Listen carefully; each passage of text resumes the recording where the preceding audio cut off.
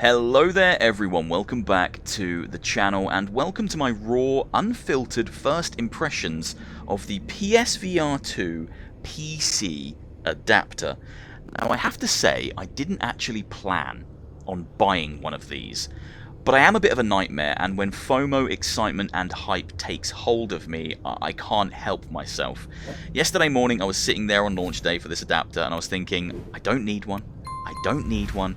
And then they became available, and then they started selling out, and I thought, okay, maybe I do need one, and I purchased one.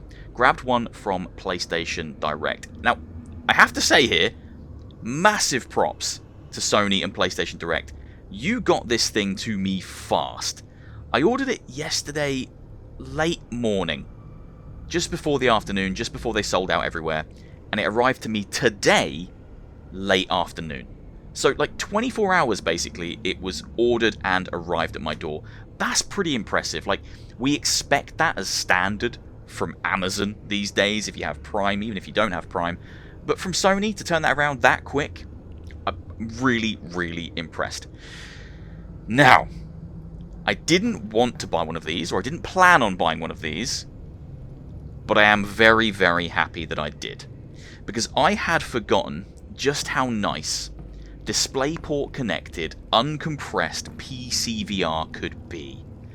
I've become so accustomed to using my Quest 3 for everything, and I love my Quest 3. Let me just get that out of the way. I think my Quest 3 will still continue to be my daily driver on PC for most things, purely because it's really comfortable. I've done some upgrades to it, I've added some things. I do find it to be the most comfortable headset, and that is the priority for me. You know, if I'm sitting inside a VR game and I've got this big bulky thing on my head, I want to be comfortable. I do find the Quest 3 to be the most comfortable. It's also really easy to set up. I could just chuck it on my head, hook up via cable or via, you know, Airlink or Steam Link, and away I go. However, there's no denying, no lying about it, that the visual quality on a DisplayPort connected PSVR 2 with its OLED screen is far superior to that of a certainly wireless Quest 3 connected to PC. So I'm really glad I grabbed this adapter, because I now have, as I just said, OLED uncompressed PCVR capability on my 4090 PC, and that is something I hadn't really thought about. I hadn't really given it much thought.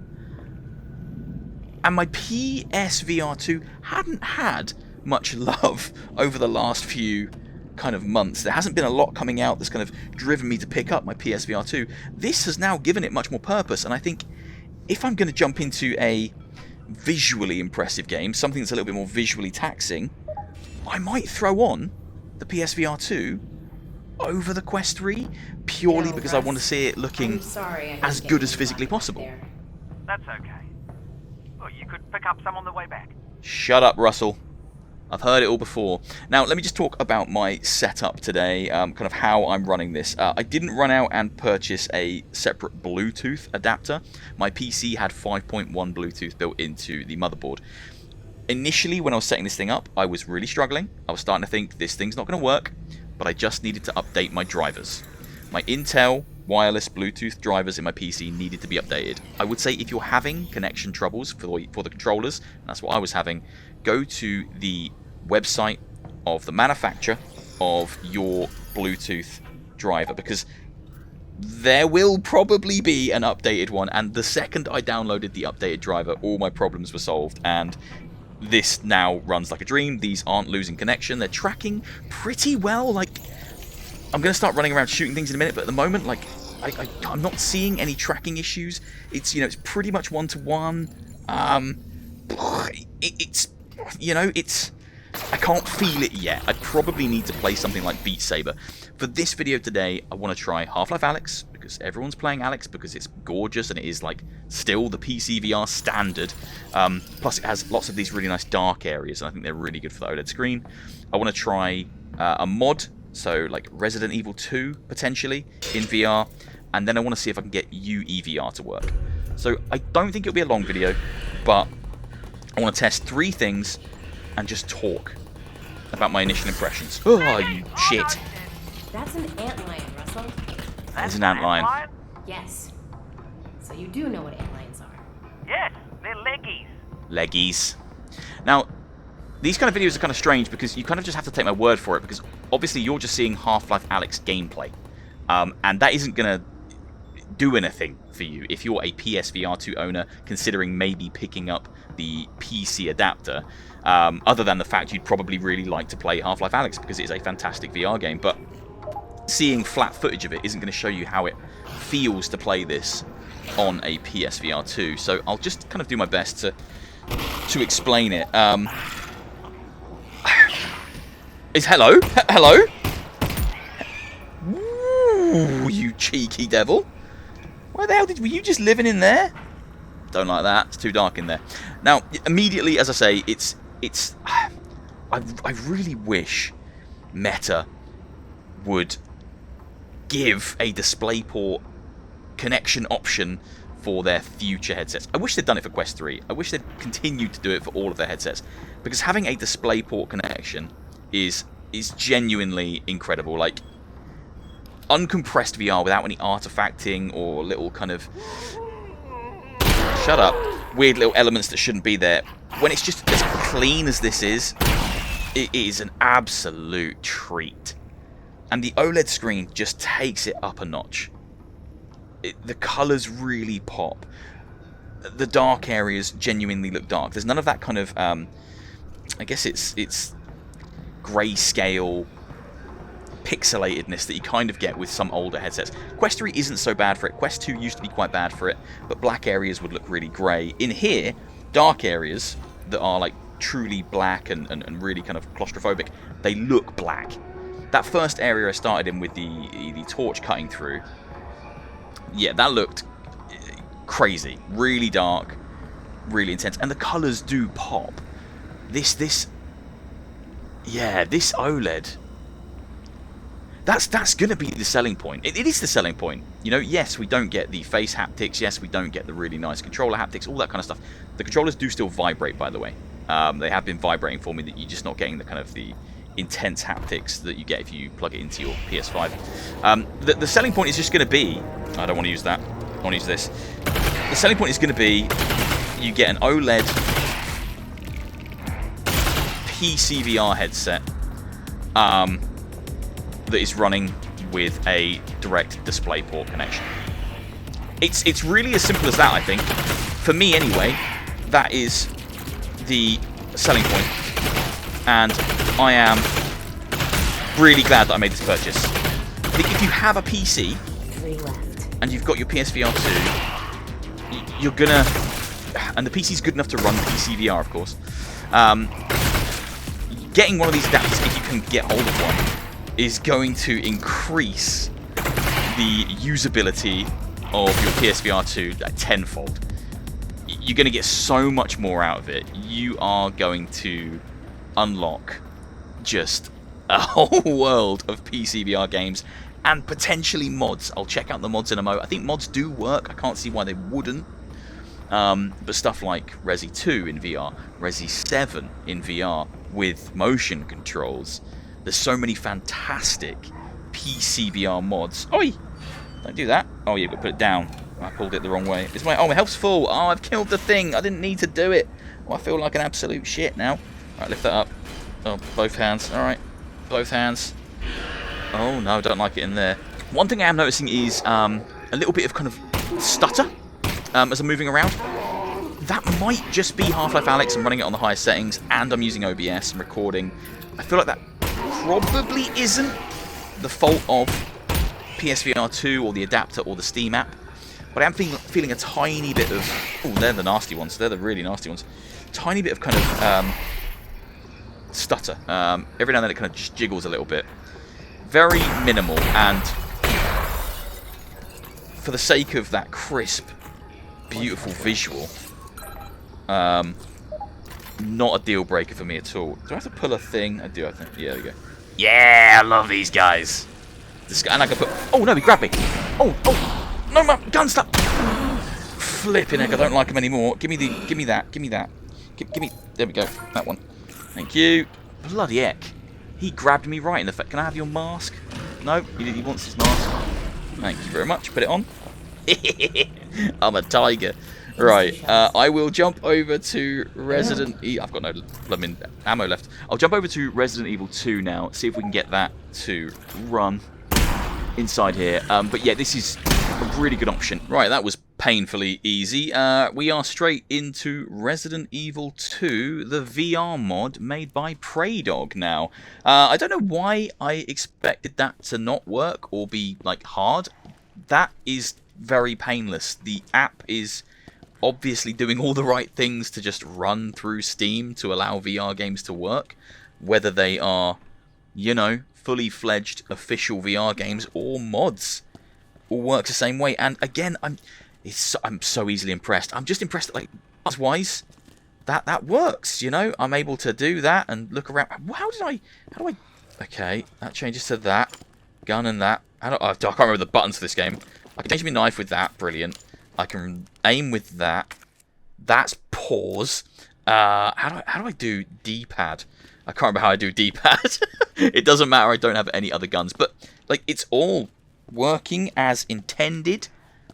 I can run, and it looks really, and again, it looks really good. It's that uncompressed, beautiful DisplayPort connected VR. And I have had to tone the graphics down slightly because this was running quite juddery and there was quite a lot of smeariness when I loaded into it. So this isn't looking as good as it probably could if I wasn't filming. Adding OBS on top, I've got another mirror there. It's capturing everything.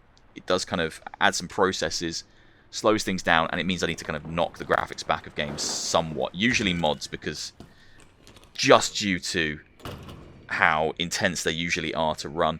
This is so impressive that this is working.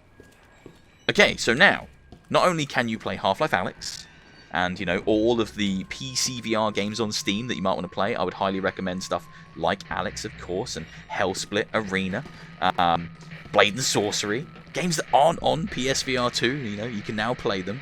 There's some fantastic games on PCVR. But you can also play the mods. All the amazing mods of games like this. You gonna fall down? Whee! There he goes. So PSVR2 owners with PCs that are good enough can now play Resident Evil 2 in VR thanks to the Beardo VR mod.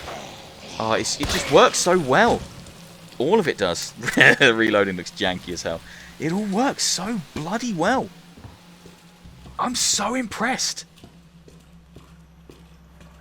And yeah, just like, the visuals are gorgeous. I really had forgotten what it's like to, have I got any boards? Let's put some boards on that window. Really had forgotten what it's like to use a VR headset with a direct DisplayPort connection. My first VR headset on my PC, that I still own, had one, Rift S. Big fan of the Rift S. I still think that is an elite VR headset, super comfortable. I have a brand new one boxed because they discontinued them, and I grabbed one from Amazon because I was so scared that if anything ever happened to mine, they wouldn't be able to replace the parts. So yeah, I've got 2 Rift S's in theory. Since then, it's all about Quest 2, Quest 3. Oh my god, I've already done some damage here. Clearly, I've been killing zombies in this place. These guys are not alive. I've been playing primarily Quest, stuff that's easy to connect and use. And that ease of access and ease of use comes at a slight cost, and the slight cost is the visual quality. And those, you know, the artifacting. If you play wirelessly, you are going to get little artifacts and things. It just happens. There's details I'm noticing in here that I didn't notice on Quest. I'm seeing lots of like orbs almost. You see these little orbs? I've never seen them, and the way they like light up when the torch hits them, I've not seen them before. Hello, fella. You're alright. Stop it. This guy always takes ages to die. Can you just, like, can I get you like this? Yeah, come on now. You're a waste of amp. There we go. Look at you. Look at you. You'll be the belle of the ball. Damn, does it look good. Really, really good. Right, let's go through here. I'll do a full loop with the RPD. And then we will move on. I'll do like one UEVR game, I reckon. I'll see if I can get Ace Combat to work in UEVR. That will require me to use a normal controller. It's like an Xbox pad or something. But I'm just curious Does this break when I walk on this? No, I'm alright. Just curious to see if that runs nice and easy as well. Because again, UEVR complete... Are you alive? Not anymore, you're not. You're well dead. UEVR, completely separate mod system. So if that runs just out of the box straight away on PSVR2, even more impressive. That's 3 big ticks from me. Are you alive? You look kind of alive. Nah, he's probably not alive. He's better. Are you alive? Nah, he's not alive. This one's definitely not alive. They haven't got a head anymore. Their head is gone. Are you alive? You look really alive. No, I'm so surprised. I thought at least one of them would be alive, but I guess not. Can I go through here? Blimey. I've done more in this save than I thought I had, clearly, because there are no zombies alive. I've massacred everyone. Right, I'm going to run over to try something in Unreal Engine VR Injector now, the UEVR mod. I love how his hand is always in this position, and there's just nothing you can do about that. You know, he's been doing too much of, you know, something, and his hand is stuck that way permanently. Right, yeah, let's go to a UEVR game and end it there. Can I kill you? Can't kill you. It's a real shame. What's quite nice is, hold on, I am getting light feedback when I press the... Oh, yeah, okay. Yeah, so when I'm pressing the trigger to aim, really light, nice... I know they say the haptics isn't working, but that is a really subtle, nice little bit of feedback that you get when you press trigger to bring up your reticule in Resi 2 VR in this mod. Really nice. It's less obvious than normal vibration that you'd get. Really subtle. Just not, and it happens on this hand as well when you press the same button to get your knife out. I'm very bloody impressed. Right, one more thing to check. UEVR, let's go. Okay, 2 things. Firstly, UEVR did not work for me at all. That's not me saying it doesn't work. It might work, but it just didn't work for me today when I tried to attach it to the 3 games that I picked. The first game was Ace Combat 7. When I injected UEVR, it just crashed and shut down the game. The second game was Nobody Wants to Die. That connected and injected, but it was running at about 1 frame per second, and it was abysmal. I couldn't exist within the headset. It was horrible. And the third game was RoboCop, and that was very similar to Nobody Wants to Die, running at about 1-2 frames per second. Just didn't work at all. So that isn't to say UEVR doesn't work with the PSVR2 and the PC adapter. It just didn't work for me today. I need to do some more extensive testing to see if it works. Second thing, I just closed down everything. I closed down the PSVR2 app, I closed down Steam VR, I closed down everything and rebooted it all back up to see how quick it is to get this connected back to the PC. It was absolutely painless. It took me no time at all. Now, I did leave everything connected, so all the cables were still plugged in. But literally, I just pressed the PlayStation buttons, the P buttons on the controllers. They connected immediately. I turned the power on, and I was in. Once you've got it set up, it is painless and seamless to jump in and start playing something. Now, the final game that I'm going to leave it on today is Skyrim VR. The old faithful, the old classic Skyrim VR. What better way to end this first impressions video? I have to say, I'm overall really impressed.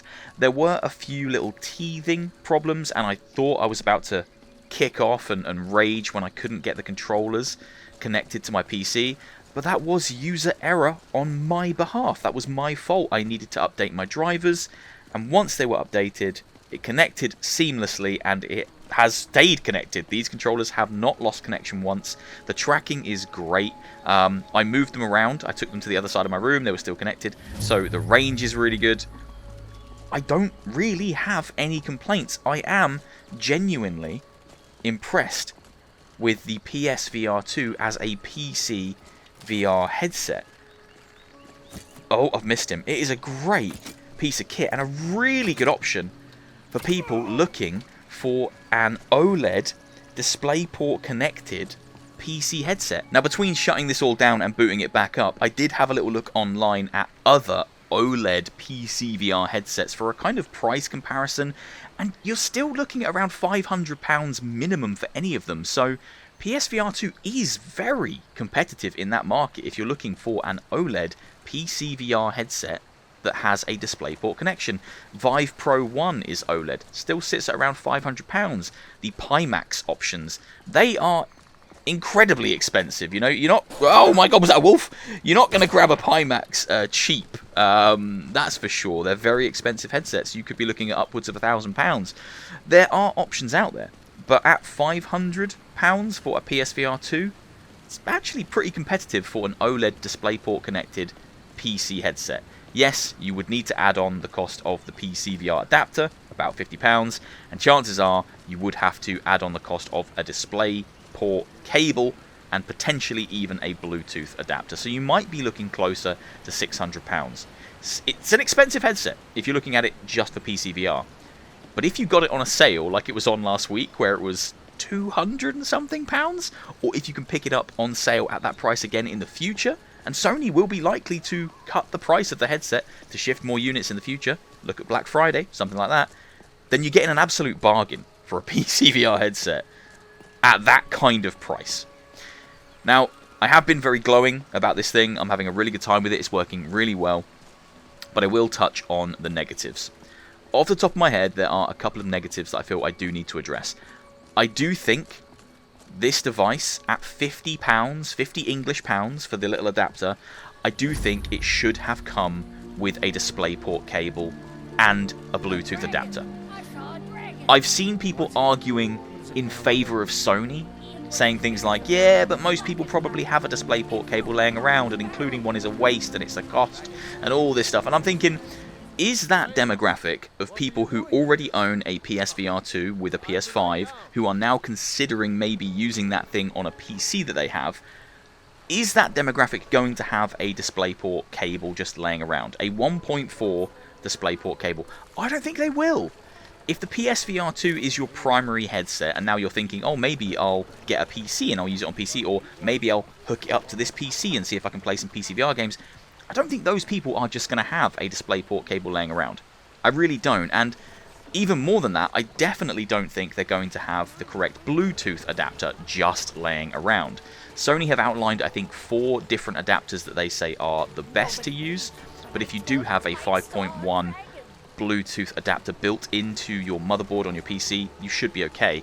But if you don't, you are going to need to buy an adapter.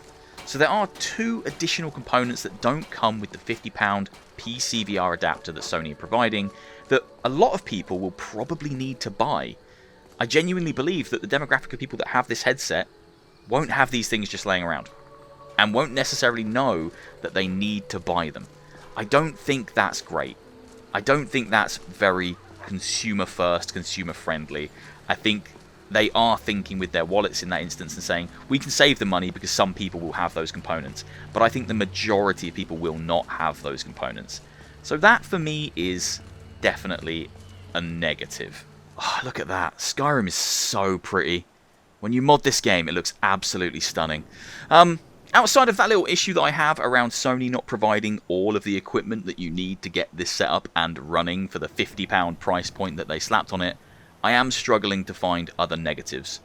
It looks fantastic in here, the colours pop, the blacks and the dark colours are really dark thanks to the OLED. There is no artifacting really, thanks to the uncompressed VR connection. There's a crab! Hello mate! You right? I'm gonna kill you, you idiot. Yeah, no artifacting, it looks crisp, it's running smoothly. Once I fought through initial connection issues which were my own fault, that was user error on my behalf, it's remained really smooth, the tracking is good, these haven't disconnected. It's a really good, really viable PCVR option. And I wouldn't write it out of the conversation if you're thinking about picking up a new PCVR headset and you want one with nice fancy features like an OLED screen and a DisplayPort connection. I think it should be part of the conversation, and I think people who already have one of these should seriously consider grabbing the adapter and hooking it up to a PC if you have a PC that's capable of running PCVR games. I'm really impressed with this. I am upset that Sony didn't provide all the stuff, because I do think that is going to cause issues for some users. Not all users. A lot of PCVR people who are used to this will probably have the components and be ready and raring to go. But people wanting to get into PCVR potentially for the first time probably won't have that stuff, and I don't think communication has been clear enough from Sony. And then I know there are people out there who are having issues with their controllers and getting everything hooked up. Ian Higton, for example, from Eurogamer, has uploaded a video which is just him struggling to get it running over the course of 2 days. And he just lost his mind, apparently. Like, he really struggled to get it running. He couldn't get it running or connected to his PC. I think the problem he was having was what I was having initially, which is couldn't get both controllers connected at the same time. Like, one would connect, the other one would disconnect. Then you get that one on, and that one unconnects, and the app never moves to the next stage. There are teething issues, for sure. But if you can get it running, and I think most people will be able to, it's a very bloody good PCVR headset. Alright, I'm going to leave it here. I hope you've enjoyed. If you have, please do leave a like, leave a comment, hit subscribe, all that good stuff. I probably will be back to test this a little bit more. I do want to see if I can get UEVR running. I imagine I can, but the games I picked today just weren't doing it for me. And I was running into some issues. I'm sure it's possible to use UEVR with this thing, but today isn't the day. But everything else I've tested has been a monumental success.